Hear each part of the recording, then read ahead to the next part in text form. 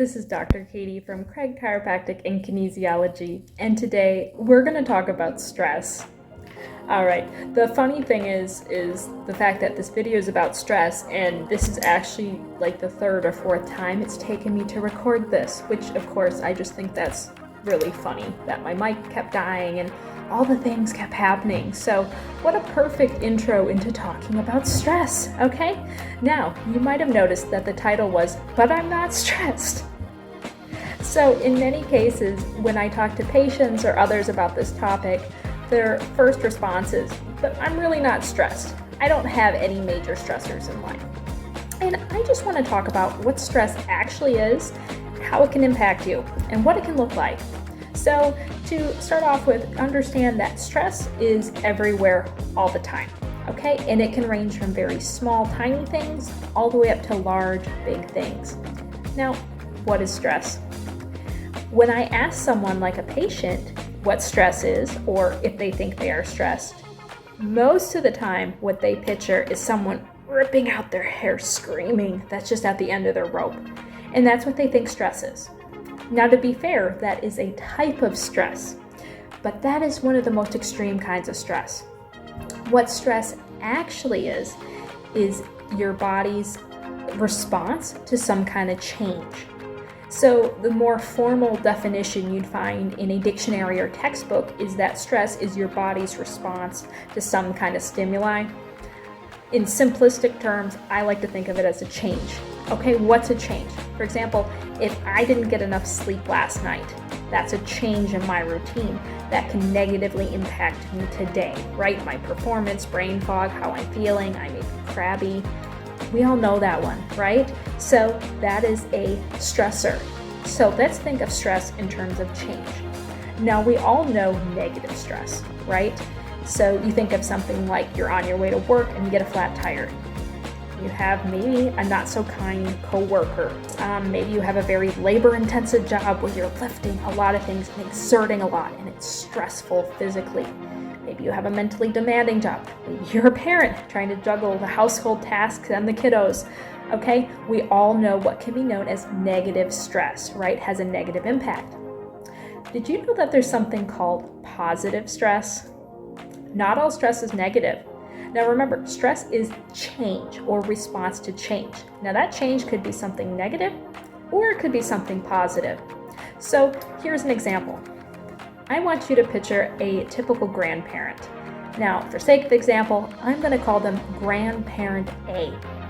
Now let's say that Grandparent A spends a typical Saturday. They get up, they have a nice breakfast, they go spend the morning in their garden, have lunch, maybe they go for a nice walk and read some books. And let's say for quite a while, that is their typical routine.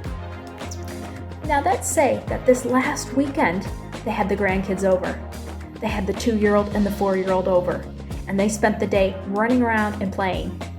Now that Saturday looks a little bit different than their typical Saturday, doesn't it? Would you say that that's a bit of a change from their typical routine? Now let's say Grandparent A spent the Saturday with the grandkids, and then they came in to see me in clinic the next week. Chances are, as a provider, if I've been seeing Grandparent A for a while, I may notice a change in their health. I may notice that their muscles are more tense or other changes. And it's very common that I may ask them, "Hey, have you done anything stressful lately?" And I would say that 9 out of 10 grandparents would say, "No, I haven't done anything stressful." Now, most grandparents would consider hanging and playing with their grandkids not stressful, because if it was stressful, they associate that with something negative. So that would mean that, oh, they really don't like their grandkids, or they're not a very good grandparent. And those are both myths. These grandparents can absolutely love the kids, be good grandparents, but still have a level of stress, meaning change. They are much more active with the grandkids than they are just on their own.